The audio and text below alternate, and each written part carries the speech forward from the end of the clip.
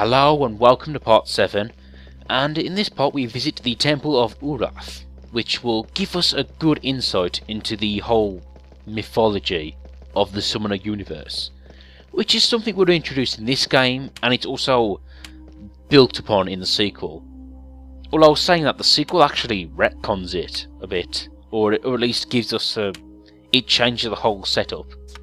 But if I ever do play the sequel, we'll see it there. But by talking to the Heirophant here, we do get some optional cutscenes where he explains the mythology. The story of creation begins with Guval, the maker of all things. From the tree of 7 branches, Guval carved the spheres of creation, Urgal and Kosas. Urgal is the city of light and now, about this whole mythology, I do like it because you can see its influences from, well, other religions. For a start, there are 4 gods we're about to see: fire, water, earth, and sky, of course. Nearly drew a blank there, which is similar to the older Greek style of elements. Now, if you want to hear these cutscenes without me talking over them, I have put all the cutscenes in their own playlist, so look for that on my channel. Or if I remember, but by the time I upload this video, I'll probably put a link somewhere. Now, something I noticed about these 4 gods is that the female god is the villain. And what I mean by that is that in a lot of mythologies, women are painted as the villains. Quite unfairly, I think. I don't agree with it. Never shall you cross the gates of heaven, said the maker. Now, if you remember the Giamardi, who want us to collect some glass shards, this is why, because according to the whole mythology of this universe, there used to be a glorious city of crystal in the sky, and presumably the shards would be made from that city. But anyway, like I said, you can talk to him numerous times to get more of the backstory, which I've put in the playlist, but for this playthrough I'm just going to carry on with it. If you want to view them again, look at that playlist on my channel. But anyway, you just saw there we picked up the blue shard. That's for the shards of the Giamardi. But there is another side quest we need to set up here, and this one it's actually pretty interesting, because it does set up the relationship of the 2 churches in this universe. One being the followers of Urath here, and the other one being the monks of Iona, which will meet soon. And apparently there is a bit of a conflict between the 2 factions, or the 2 groups. Well, I say 2 factions. Presumably they're all under the same religion, because all their gods are within the same pantheon. But I'm no theologian. Right, talking to this guy here will give us the Eldak, the Initiate.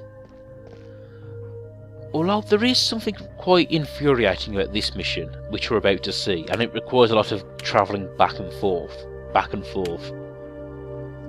Which is why you should be grateful I edit my playthroughs fairly generously. But anyway, you talk to Jerv the Elder, then you talk to Mad Dog the Beggar, and the Beggar will inform you there might be a secret conspiracy to steal a sacred relic, and then blame the Iona monks for it. So essentially someone is trying to start a holy war between these 2 factions, and it will be up to us to retrieve the feather, the sacred artifact stolen.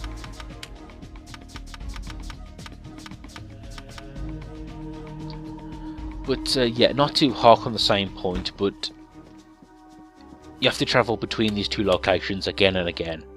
And there is like 3 cutscenes. There are 3 loading screens between them, and these are fairly long loading screens.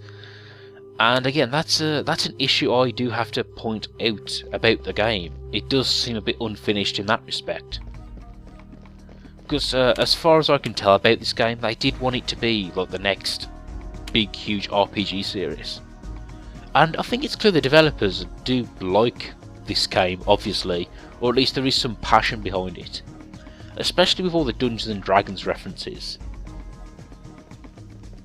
Or references, I should say influences, because I'm not sure if there are actually references, but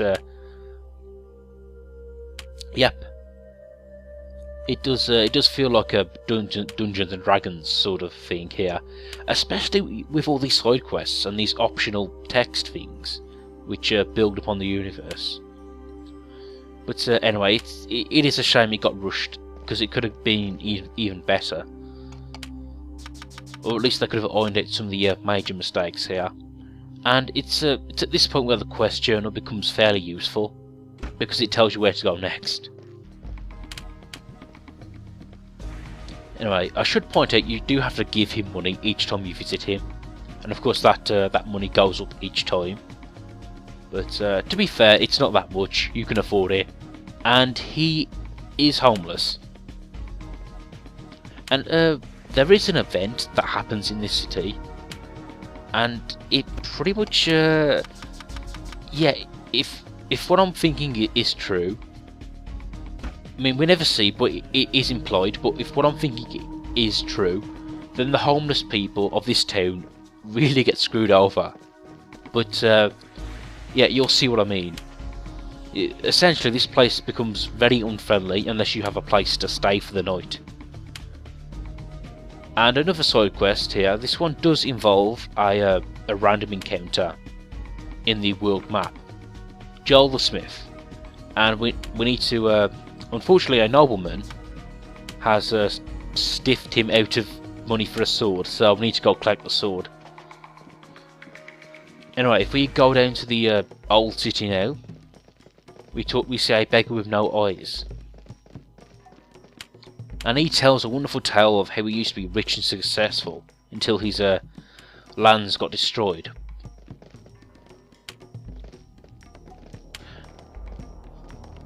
Yeah, and this also paints a weird picture of the anatomy in this universe, because you can just take a beggar's eyes out and put them back in.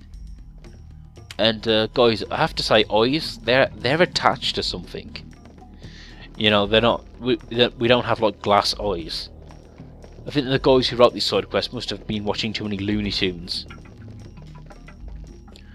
But anyway, you talk to the apothecary here, and this is really two side quests, but one feeds into the other. So you talk to this guy here, but he won't give up the eyes without a Salamanca's tongue, which is again something we can only get in a random encounter, which I managed to do by the end of the video. And I'll show you off where I encountered these enemies and so on and so forth. You know, it's a shame this story isn't slightly more interactive, because I would have liked the option to essentially have threatened the guy. Now, to complete this side quest, we will be fighting an enemy which is weak to ice attacks. But unfortunately, nobody here knows any ice moves, so I'm going to stock up on some ice scrolls here. And they are essentially what they sound like. They're like magic spells you buy.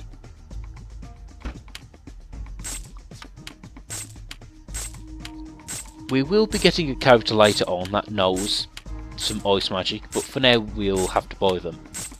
Or you could buy them anyway. Like I said before, you can cast spells while the game is paused. But what I mean is, to select a spell you pause the game, and thus you can cast spells a lot faster that way than just actually using the proper magic in the game. So if you wanted to be cheap, you could always use those spells.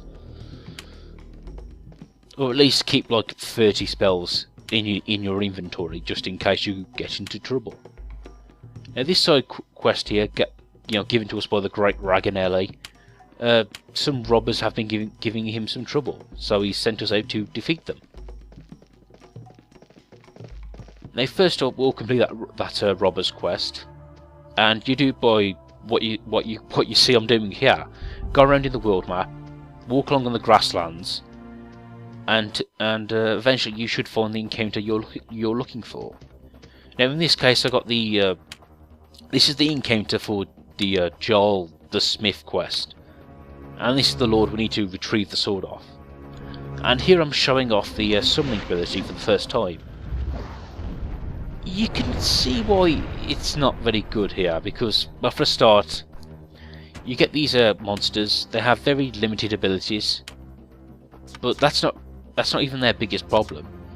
The problem is they're fairly weak. They really are.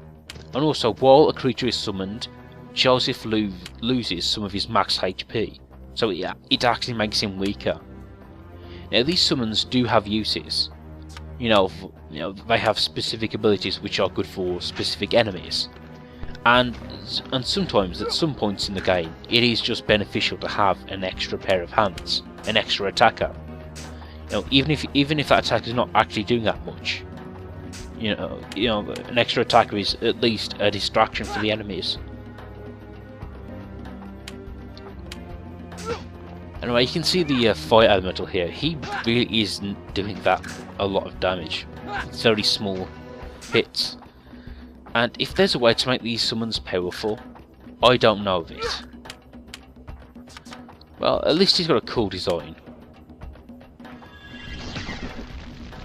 And you can see here, Joseph, one of his best uses is to be a pyromaniac. Just cast fire spells. Now, as for these encounters, they are, like I said, they are random, but if you've been given a specific side quest, you usually tend to find it fairly quickly. Not always, but if you're walking on the right area, you do. And like I said before, there are different areas. Like, for example, walking on the grass will give me an encounter in the grassland. Walking on a dark green patch will give me an encounter in the forest. And that's very important because different locations, well, different enemies and quests show up in different environments. But like I said, both, you know, the Great Raganelli and the Smith side quest appear in the grasslands. So really, just do what I was doing earlier. Just walk in circles on the grasslands, and you should eventually encounter them. Speaking of which, it can be quite a pain to find these specific random side quests. Like, I think this took me about half an hour. Now, something you do there is, if you promise to leave him alone, he'll give you the bow as a sign of his, I guess, surrendering, or being passive at least. So you don't have to fight those guys. There are like 8 of them, so I really didn't want to fight them. But I do wonder if I could have taken them. But luckily for that quest, you don't have to fight them. Now this area, this mountain encounter, is for the Salamanca's Tongue / Beggar's Eyes side quest. And amongst all these broken golems and the like, there is a Salamanca, which is a sort of fiery lizard. Although, if you're wondering, dragons do make an appearance in this game. Save beforehand to be on the safe side. This is like I said before, this is what you're about to see is me using the magic in this game. And I unequip the Fiery Falcon because this creature does absorb fiery attacks. So if I use the Fiery Falcon, I would actually heal him.